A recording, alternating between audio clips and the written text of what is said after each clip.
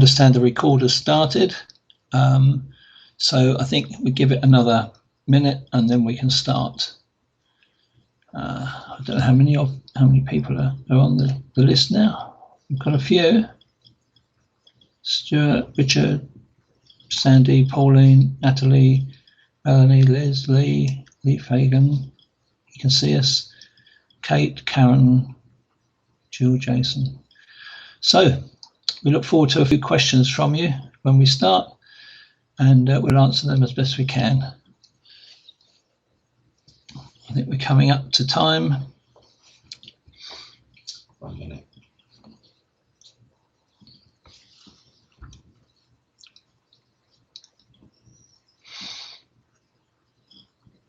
Yeah.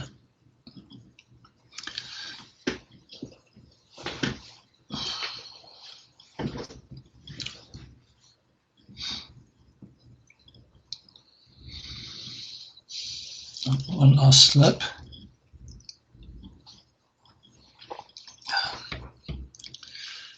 Feels like Floyd doing his shop is cooking, doesn't it? Anyway, okay then. It's 2 o'clock by my computer, so I think we should start. This is a SAIF presentation on embalming. I'm Jeff, and with me is Kevin, and between us we will hopefully explain things and a bit about our business as well, our company as well.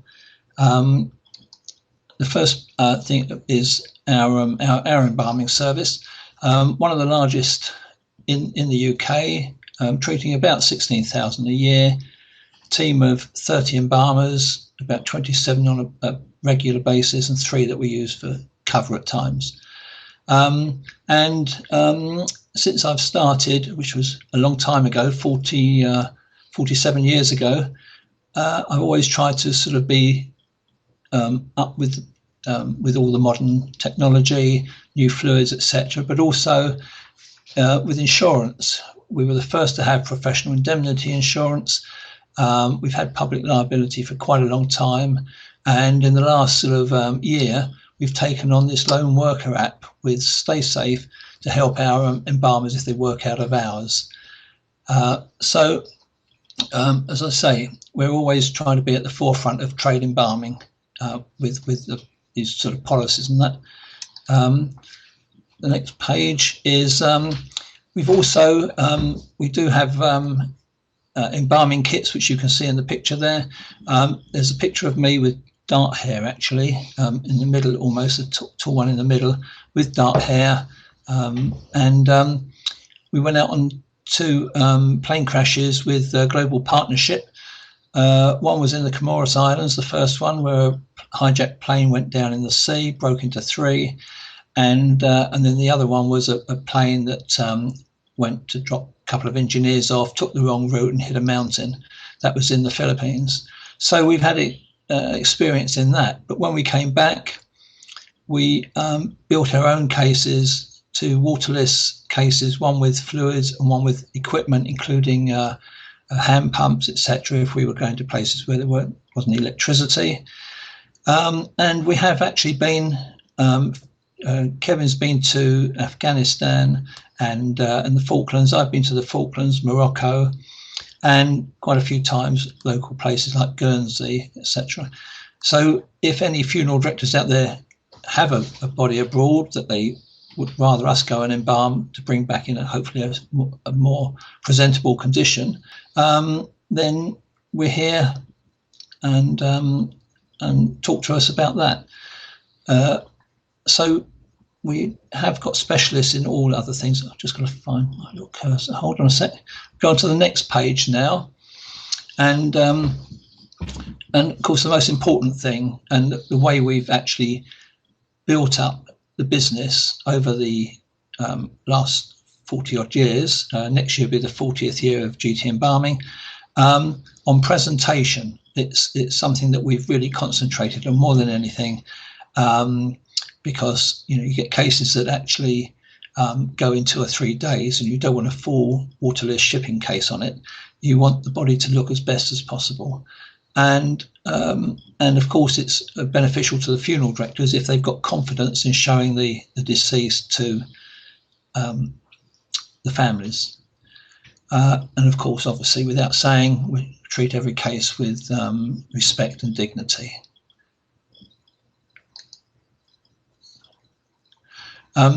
If you want now to have a word with Kevin, I've let him talk through some of the other slides. He's prepared most of these, and then we can start answering questions. If you want to put any questions to us, we will be looking out for those. So in the meantime, I'll introduce you to Kevin, who will just go through these next stages with you. Okay, thank you.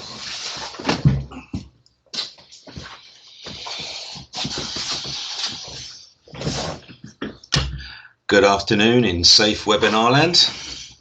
So my name is Kevin Sinclair. I work with Jeff Taylor, and we'll carry on with the presentation on the reasons why we embalm cases. So we divide basically everything into three kind of subjects. The first one is sanitization, which is the decomposition of the body, originates from the large intestine at the point of the appendix, McBurney's point, where the bacteria within the body, if not slowed down and retarded, will actually increase the decomposition throughout the deceased. So our job is to sanitize the deceased to make sure that the processes are slowed down enough for time of visitation and time of funeral. We use embalming fluids. There are many and varied. Every single deceased in your care or in our care would be assessed individually onto the case by case, whatever the cause of death, which are really important for us. We can assess the cause of death and what sort of fluids, and any other information that you can give us is extremely helpful for us as an embalmer, so we can put all the pieces together to form the processes for that deceased. It could be between time of death and time of funeral, any going home, shipping abroad, any sort of scenarios, and we can make individual calculations on those points.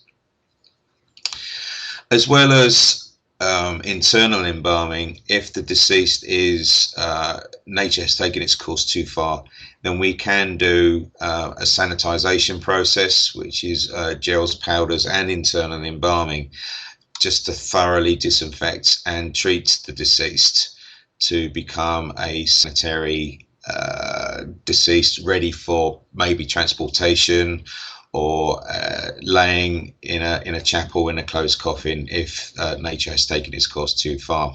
So that there isn't really anything that we can't treat. The only ones really are the infectious one, and it is important for us as embalmers to know the causes of death, and if there are so I'm just reading a message. Yeah, so it is important for us to know of any known infections. So the main criteria would be the bloodborne ones and the airborne processes. If there are some sort of processes or illnesses that you can inform us of, it is extremely important for us to know these things, because obviously we have to think about health and safety for our team, and also the people that maybe come to visit the deceased, and of course your staff that are working in there. Would you embalm someone with a bloodborne infection? It depends. I mean, we do embalm. We have specialists in our team that will actually embalm normal sepsis cases, hepatitis, most of the hepatitis, and also HIV. But it also depends on the mortuary that we would work in. So we'd have to see the mortuary first of all, because obviously we have to have a thorough clean down afterwards. Our mortuary would not tell me what the infection was. Okay, this happens a lot. When you have something like that, at the moment that they feel that they don't have to disclose the cause of death. They feel it's not important for us to know. They don't understand the reasons why we need to know and the processes that are coming through. We therefore, if we are not told, we then have to err on the side of caution. And if they say that it is an illness of a bloodborne type, but they won't disclose, maybe we can do an infectious facial presentation where there will be no sort of blood transfer or anything else like that, and therefore it would be safe for that person to visit and just on a one-time basis. Okay, so there is an unknown inquest waiting further tests.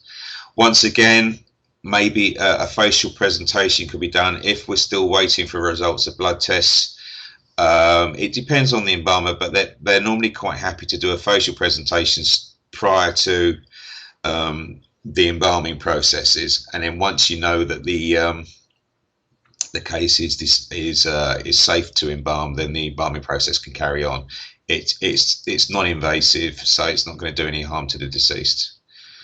She was going home for 5 days in an open coffin. Once again, you'd still have to possibly wait for the results. If not, you probably would have to look at how the person is stored at home, maybe in a sort of chilled room where you have air conditioning, something like that, where the temperature in the room is dropped so that the decomposition be retarded. So preservation. So like I said before, there are many types of fluids that our predecessors over the years have studied and tested and used, and we are now at the point now where we have fluids that will sort of treat pretty much everything that comes into our care. We would use formaldehyde, or there is new fluids coming through that are non-formaldehyde, or there is the low fuming ones, which is pretty much best of a bad lot in regards. Not everyone likes formaldehyde because of the ventilation problems, but with the low fuming, we found it's highly beneficial to use this, as it's for health and safety reasons with our staff. If the ventilation is not up to the 2 parts per million, then we will therefore recommend using this one. Can I just have a word on that? Yeah. I'm just going to butt in here because Kevin mentioned the 2 parts per million, which is at the moment the guidelines for this country. I'm a member of the European Association of Embalmers, and this year we have had notice that they want this percentage to go down to 0.3% per million on a long term, and 0.6% per million on a short-term embalming. This can be achieved with the proper ventilation, changes, etc., etc. But it also depends on the ventilation, etc., at the funeral directors. They're giving us a few years to get into this. I think it's about 4 or 5 years. Originally, we were thinking the biocide directive was going to be to get rid of formaldehyde altogether. But I think, having looked at the things, the way that people have people at home, going abroad, etc., they've erred on the side that we need formaldehyde, but they're now making restrictions as to the percentage in the air. So in 5 years, they will expect everyone to be using it at a 0.3% solution. I can hand you back to Kevin now. Okay. Okay, so the actual embalming process in regards to preservation on a normal case that is just like a normal death, perhaps, we have 6 that we call the big 6, which are 6 points of entry within the deceased that we will use the arterial system as a delivery system to enable the formaldehyde to get around the body to give satisfactory preservation. We use the left and right common carotid artery, the left and right brachial, and the left and right femoral. On top of that, we have knowledge of many other vessels, And the embalming process is really problem solving. So it's looking at the deceased during the process and seeing where the fluid might not be going to because of illness or blockages or one of them. So we have various ways that we can actually deal with things. With autopsies, we are in the hands of Her Majesty's Coroner in regards to the autopsies they present us. Our team have wide varied skills in regards to this because every area is different in England in regards to what the autopsies are being presented. So we have vast experience with that.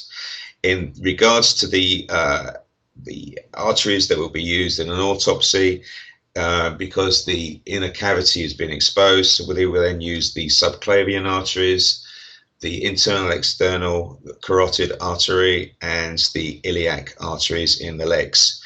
There are also many others that we can use on autopsy as well to aid good preservation for the deceased. So presentation, which really is we think is probably like Jeff said originally, is the most important. So we're trying to give the appearance of a pre-death look of the person. When the heart stops, the skin tone goes, they go very pale. Maybe they've been leaning to the one side of the face where they have sort of discoloring, or it's called hypostasis. And with our embalming process, we can actually clear majority of the hypostasis and return the skin to a nice semi-healthy glow. We want to try and give them a look of at peace, at rest. A lot of deceased have probably been through a lot of pain and trauma, especially cancer sufferers, and we want them the families to be able to sit with them and give them peace of mind that that person looks better. We also, because we're hydrating the deceased in many places, we're actually making them look slightly younger by hydrating the tissues, and we get a lot of comments where we've made them slightly younger, so that's quite nice as well. Can I just butt in again? As Kevin said, you get hypostasis. It's difficult. We're just wobbling around in two chairs here. With hypostasis, if the head's on one side, or they died on one side, it does help us if the funeral director actually, when they receive the deceased, put the head on a head block, keep the head as straight as possible and slightly raised, which will aid the presentation in the end and help the embalmer no end. Okay, thanks. So we have a question from Jackie. Why are the leg arteries not used in all cases? It really depends on the case. If the person has got good circulation, then maybe by using one or two of the other arteries, it will actually get around the deceased completely. It also depends on the circumstances on the deceased. So really we can't generalize on why the leg arteries are used, but it's one of the options that we can use. We can inject from that point to try and avoid the neck area if possible. It really depends. It's case dependent on the answer for that one, I'm afraid. So waterless embalming. These are one of the skills that we have for long haul cases. We also have a lot of experience in regards to the Afro-Caribbean community that will have maybe deceased in funeral directors' care for a long period of time, where we will do a very long-term preservation. It could be up to a year, 6 months, something like that. It isn't a problem for us. It is just a different calculation in regards to what sort of fluids we use. And if we know the circumstances of how the person's going to be kept, then that will also help towards what we need to do for our processes.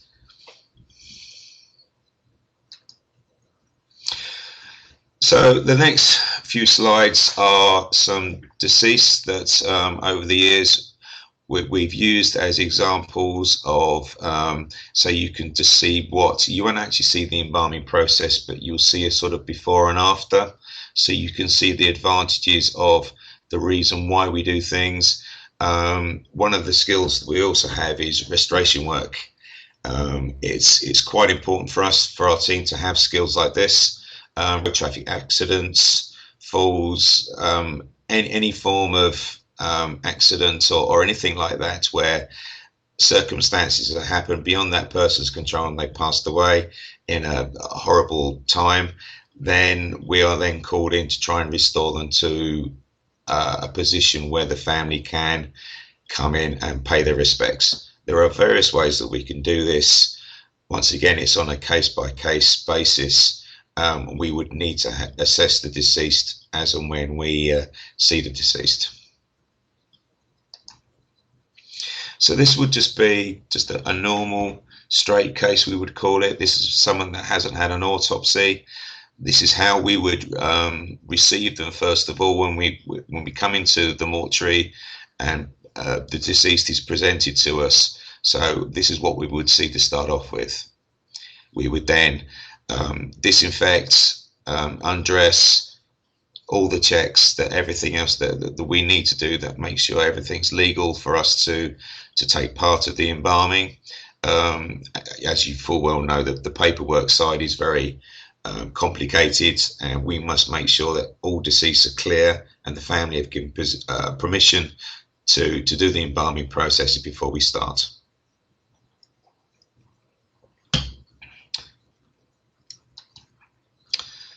So this is the lady that you can see that there's a nice sort of skin tone back. There's a softness to her face. There's hydration within the tissues. Some of the wrinkles are filled out. We've also cosmetized the bruising to the left eye.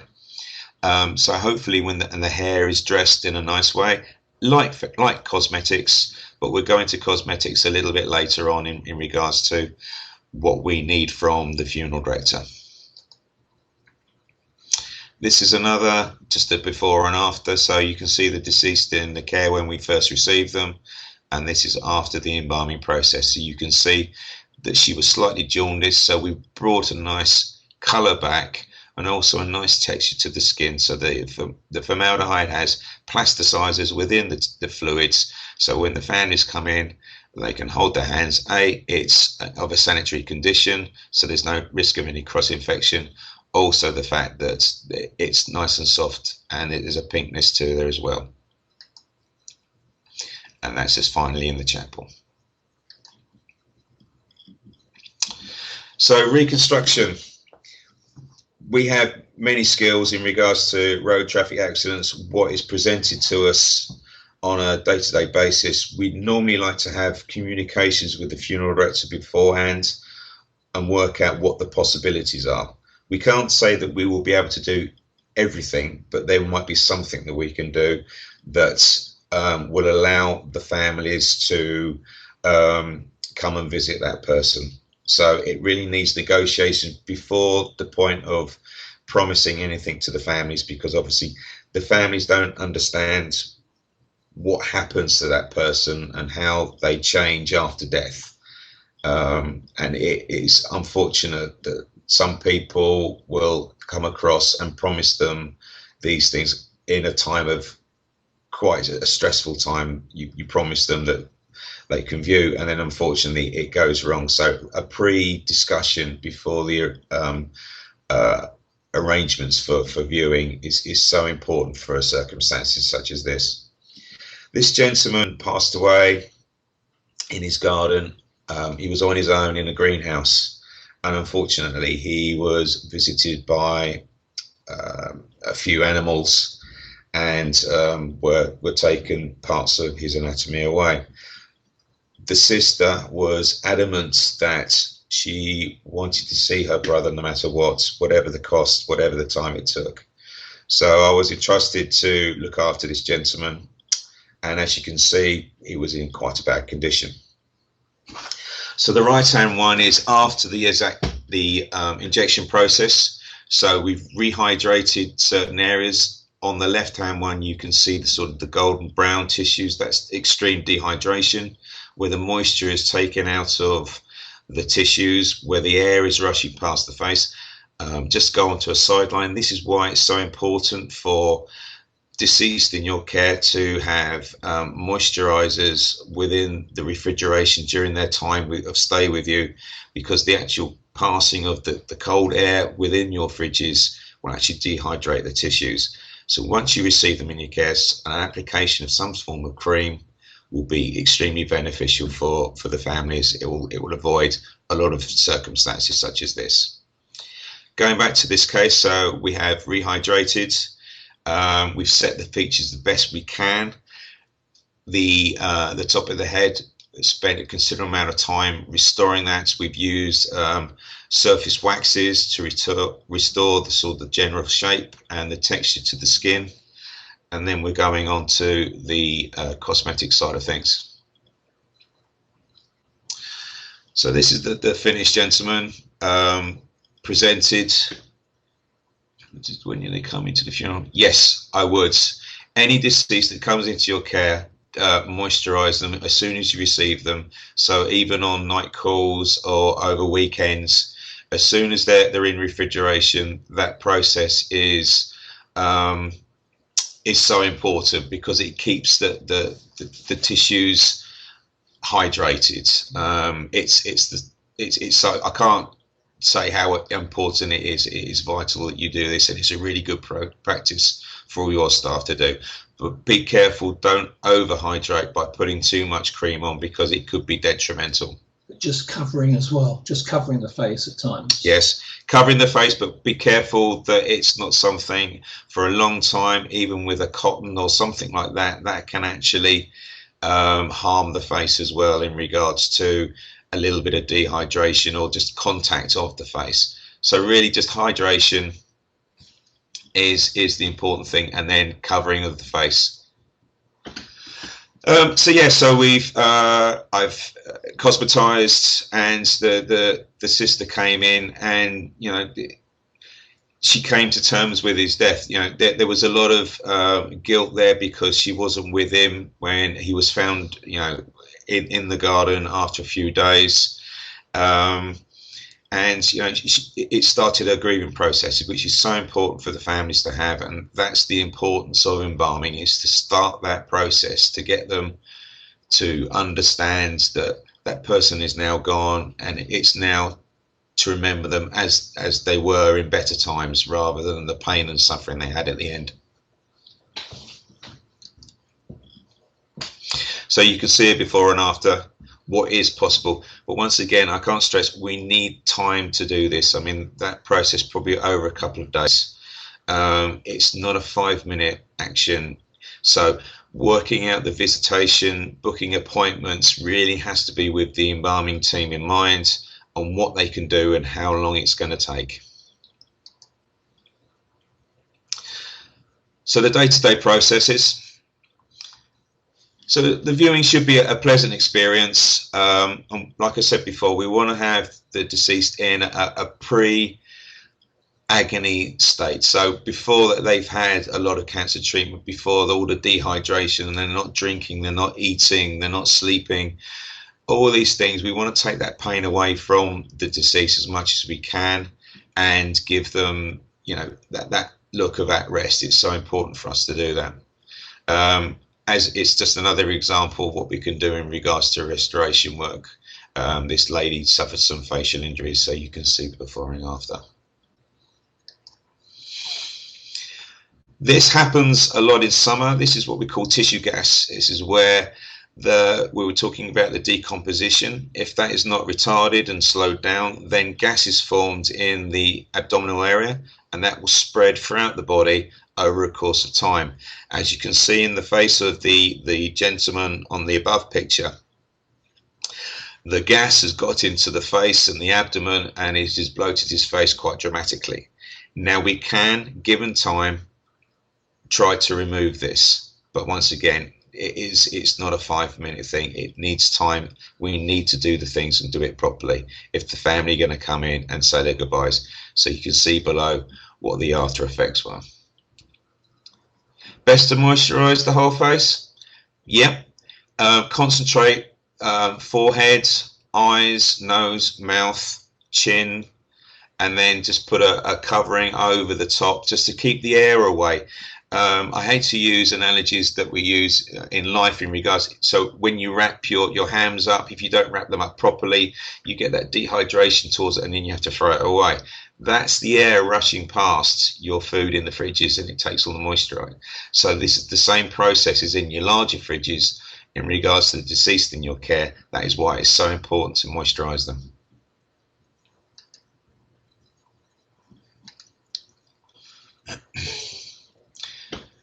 So recommending embalming, it's so important for the families to come and see the deceased, to recognise it's them, to have their clothes, their smells, their hair, all the objects maybe that were in the coffin. It's all part of coming to terms with that person passing away. And if we can do that in a way that is safe for the families to do so, so if there an infection, it might be something where we would have to limit the actual touching of the deceased, but we would try to liaise with the funeral staff beforehand in what can and can't be possible for the families to come in, and then at least you know it beforehand. You give them rules, as it were, that they would understand in certain cases, because they would probably have to do something in that regards into the hospital. So it would be the same processes. It just follows that line of care. How long does it take for the gases to go to the face in that case? Well, that case was just he passed away at home, and it was in the summertime, but it could be atmospheric. I've had cases before where deceased have died in a hospice or died at home that have had certain treatments, and they've actually driven through a thunderstorm, and they've come out the other side and brought the deceased into our care, and the process has actually started. Atmospherics and weather is a big thing in regards to changes within the body. That is why it's important to keep it at a good low temperature to slow down all those processes.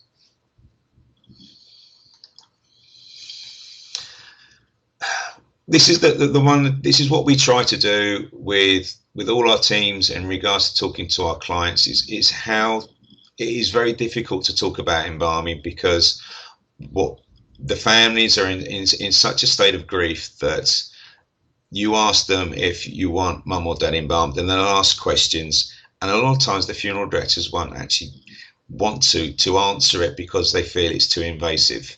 But the risk is, what you don't want to do, if you don't give them the information, that they go away and they actually Google it, which is a big mistake, because you know, and I know, there's a lot of things out there that are pretty grim on the internet, and that's not the good example that we want to do. So you can actually talk about it as temporary preservation, sanitary treatment, care of deceased, hygienic treatment. All these are used. It's your role as confident to talk to the families and be with them and describe it in a way that's not going to upset them, but make them understand that how these processes are important. They won't understand about decomposition and dehydration and things like this. So it's wording it very carefully that the families are happy to have these treatments. And a lot of circumstances, it is so important to do this. They need to have that better memory afterwards, and obviously for health and safety reasons as well. Can I just butt in there? It's also a problem when a family do say that they don't want embalming, they don't want to view the deceased, and then come 2 weeks later, the day before the funeral, I've had this happen to me a few times, they suddenly say, oh, we've changed our mind, we do want to pay our last respects to the deceased, and the funeral director will phone up and then say, oh, can you come and do this one quickly? Now, the body in those 2 weeks is decomposed. Even if it doesn't appear to be, the body itself is in a far worse condition. It would take us longer to present the body, and it may not look as good as if we'd embalmed the body the first couple of days. So if there's any chance that they may change their mind, it's always advisable to ask them to go for the temporary preservation or one of the other topics there. It's much easier then than if they change their minds and then we're suddenly asked to do something perhaps a couple of weeks after.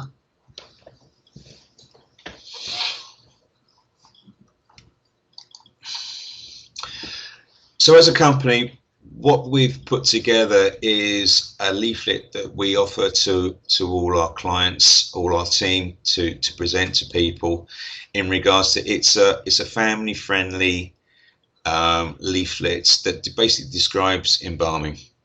It's in a client friendly language. We've put a lot of thought into how to try and describe things.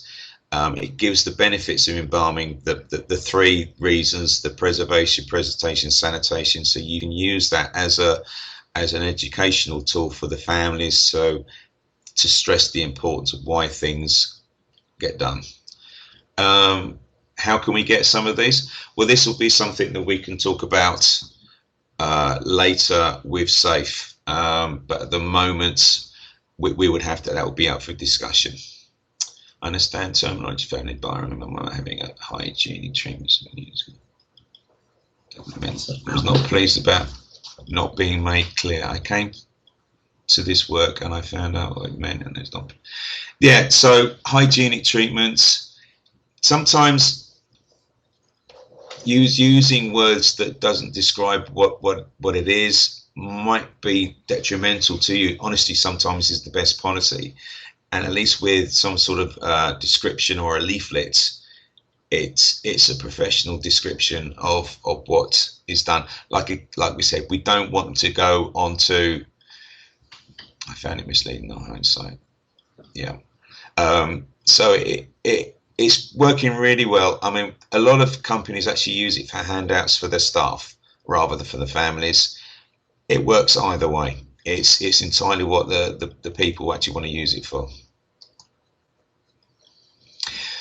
So how can you help us? So while the arrangement, you're chatting to them over a cup of tea and a biscuit, perhaps. They're telling you stories about their mum and dad and what they did, and you're making notes on things that they require for the funeral and circumstances like this. But also try and think about, if they do want to visit the deceased, how they want to be presented. If there are dentures, it's important for the embalmer to have them at time of embalming rather than later on. It's very hard to retrofit dentures after the embalming process because obviously the tissues are filled in a different way.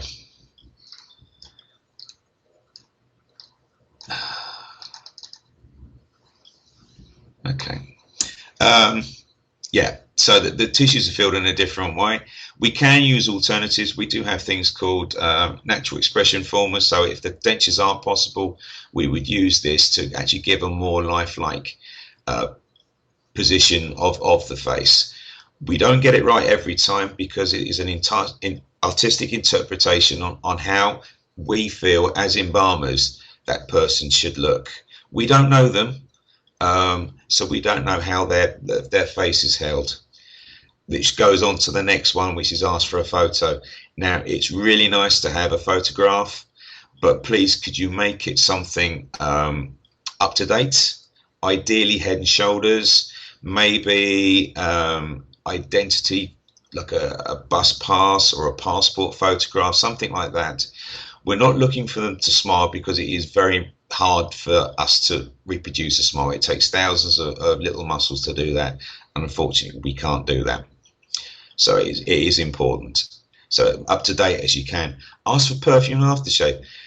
How many times have you got people in your family that you know that they're in the building or in the room because you can smell their aftershave? It's part of their personality.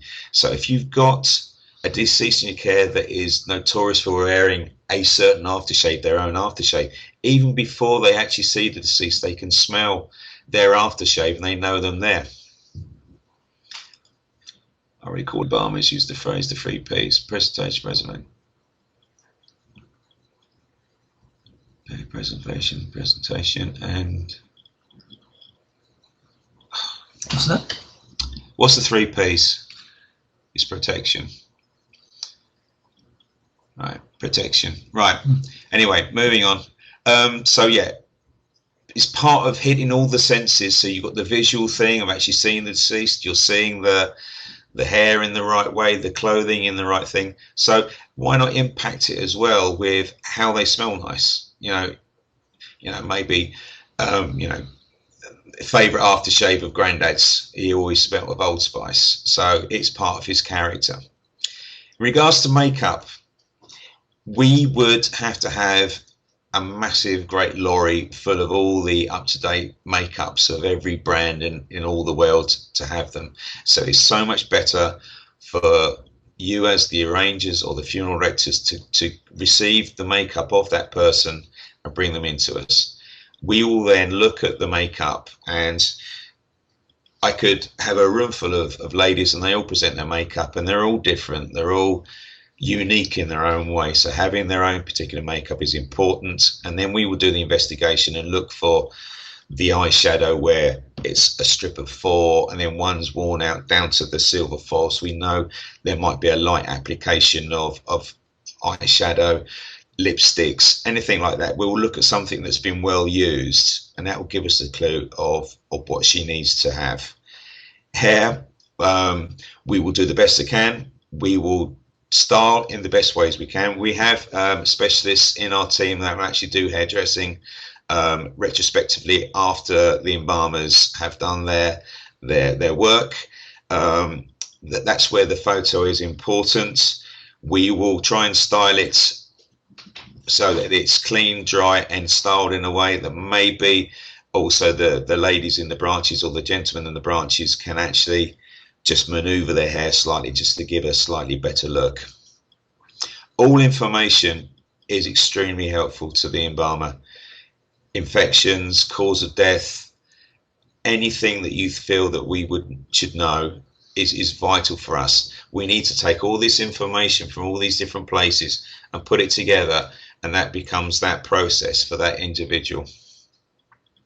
That's what makes it unique for that person.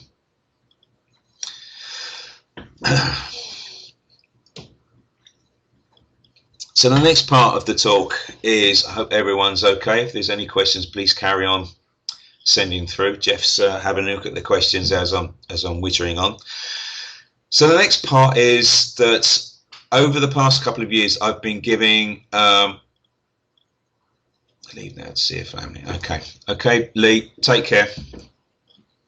So the next part of the presentation is which is that we've been doing over the past couple of years. It's highlighting that the technology within medical science now is changing so fast, and we feel that funeral directors and funeral service, we're not being brought up to speed with all the technology. So when life was simple, once upon a time, it was just the normal pacemaker, which then turned into it could be a pacemaker, a defibrillator. Has it been switched off, deactivated, so on and so forth? That was nice and simple. But now they're called things called like stimulators rather than pacemakers now, and they're rewording it. And I'll go into some more detail about the other stimulators in a moment. So some of these ones you may have come across. What we've done, we set up a database within our own company. So when we come across new sorts of implants, we will actually have answers for our team and our clients, so they can contact us and say, oh, I have a such and such. Where is it? What does it do? And does it need to be removed? I had a call yesterday about this actual item. I went through the description of what it is and how to remove it, and everything was successful. So it works for us we consult with our funeral directors and also our embalmers. So this is a cardiac monitor. It started off around about the size of a data stick, and it's placed under the skin, and it communicates with a base unit in the person's house, and it sends a signal to the doctors or the hospital in regards to the activity of the heart. It has to be removed because it is electronic. As you can see, it's used for heart rate and rhythm. Actually, one of our embalmers has got one. So we actually know on site what this thing looks like, because we can see it just under it's normally under the clavicle, and we can see it there, but it does have to be removed, and the doctors will ask us to be taken out. So these are one of the new ones. It's a stimulator, but it's still a pacemaker. They just called it a stimulator. But the problem is that the old days, you were looking just here and here for where the pacemakers are, or the stimulators, and now unfortunately we're going to have to be turning the deceased over and checking the deceased all over. So the stimulator on this one is actually inserted into the buttocks. You can see on the right hand picture, and it sends a signal into the spinal column, and it's in the epidural space, and it's to do with pain relief for chronic back pain. So these things now are changing, not just for heart rhythm or heart regulation, but it's also now for pain relief, and this is where they're starting to expand their uses. Gastric stimulator. This one, once again, is the size of a pacemaker, and they use it for nausea patients, or constant vomiting. It regulates and it controls the muscle actions within the stomach. The unfortunate thing, or the fortunate thing now, is that they've decided that they can actually use it for weight loss, for bariatric cases, so that it sends signals to the stomach to give a reproduction of feeling full, so they eat less. But you can imagine on a bariatric case that you've got something the size of a pacemaker and you've got to try and find it. So be aware.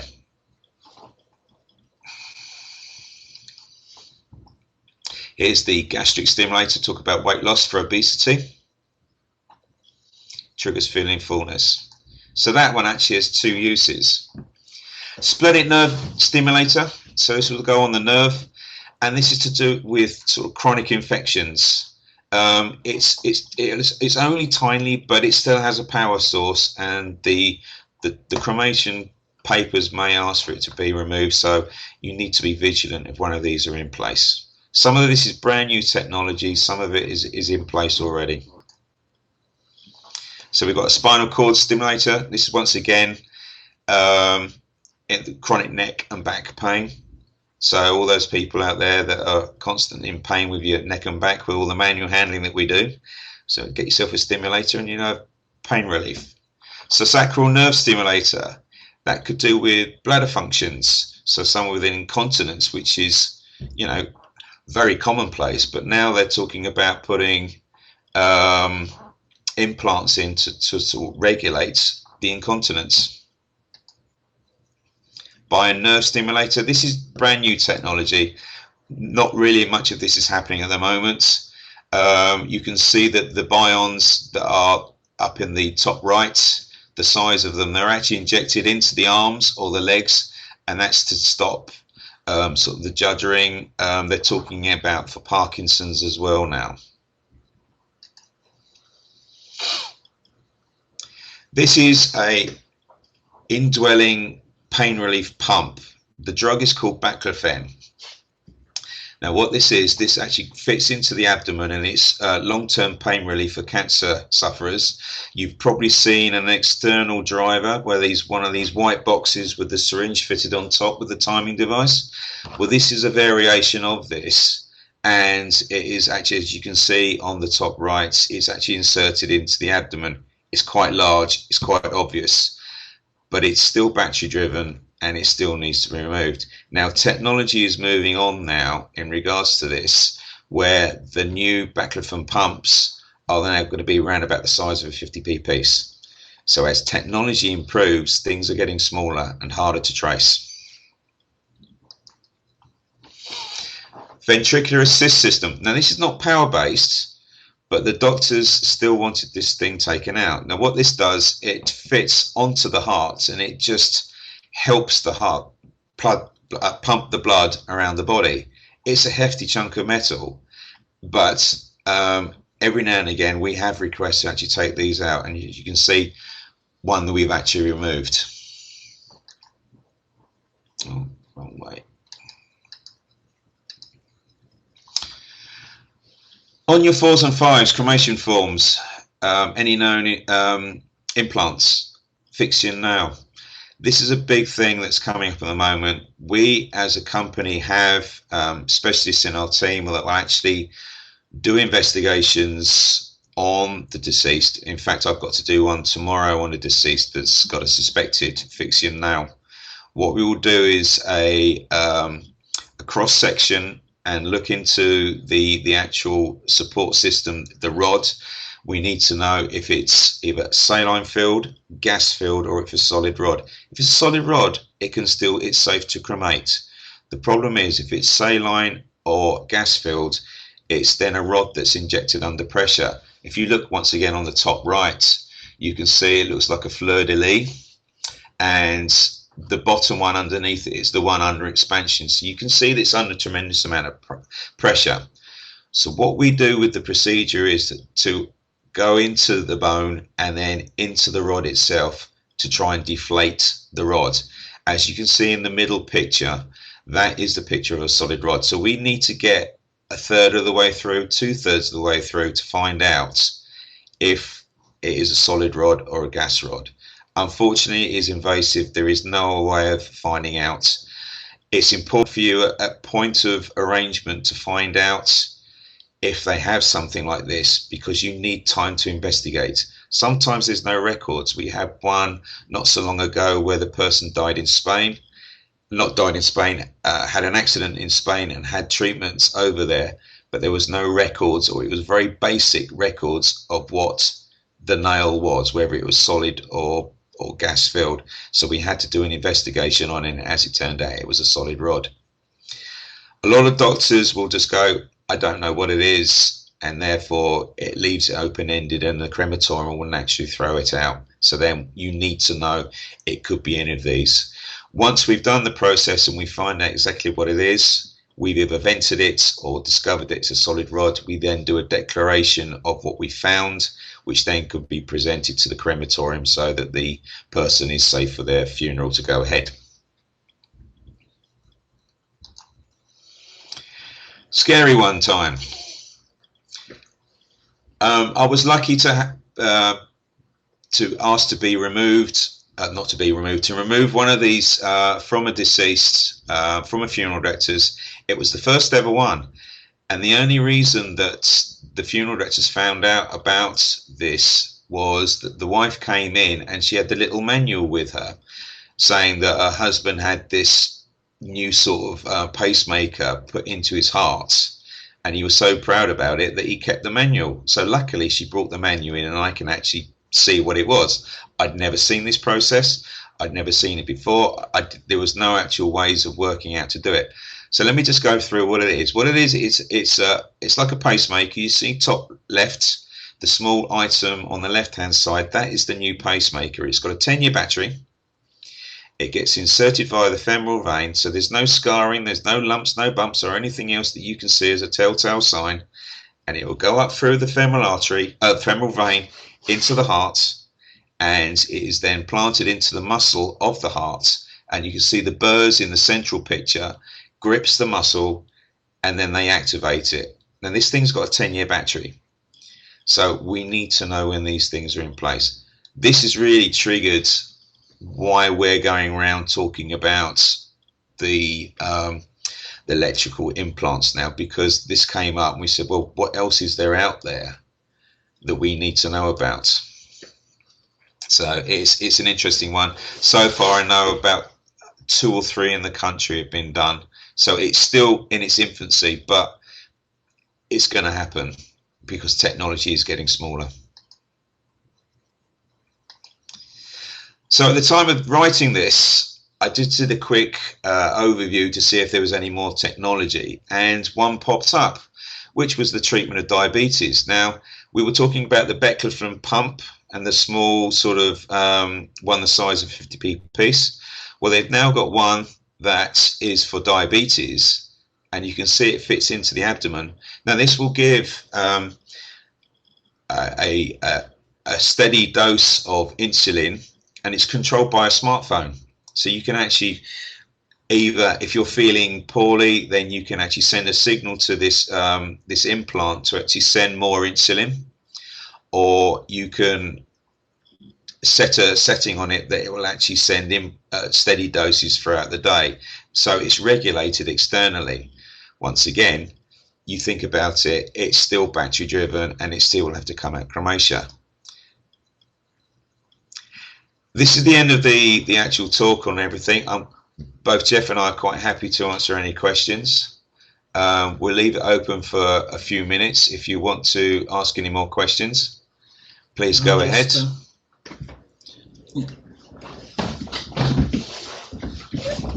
Right, just moving in now.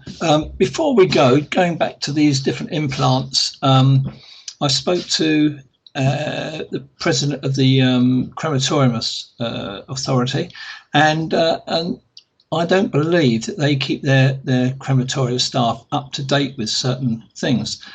Some of these that Kevin's been showing you have to be removed without doubt, but there's others, the smaller ones that, and also other portacaths, things like that, or plastic, that they still require it because they don't have the knowledge. In fact, I think we probably have more knowledge than some of the crematoria staff, and it would be nice if some SAIF or NAFD or whoever could actually get a definitive list from the crematorial authority and go through it, because I do believe that needs updating. Needs updating. Anyway, I'd like to thank Kevin for that the description of all these different implants and things that we've managed to find and work on. I'm hoping that you. I'm just looking. Yep, that's all right. I'm just looking at some questions and that. Hope you've enjoyed this anyway, and you can always see us on our website, and we're happy to answer any questions if you want to phone us at any time with a problem. On the website, you'll see Kevin's phone number, my phone number, and a list of a lot of shady-looking characters known as our embalmers. So do have a look at that. And I think we're coming up to nearly an hour. I don't know how long we're meant to be doing this. I believe it's about an hour. So if there's no more questions, we can call that a day. And but again, thank Kevin for all his input. And I'm just looking at any more questions down here. No, I think that's it. So hopefully you've all enjoyed it, and perhaps we'll do another one another time. Thank you.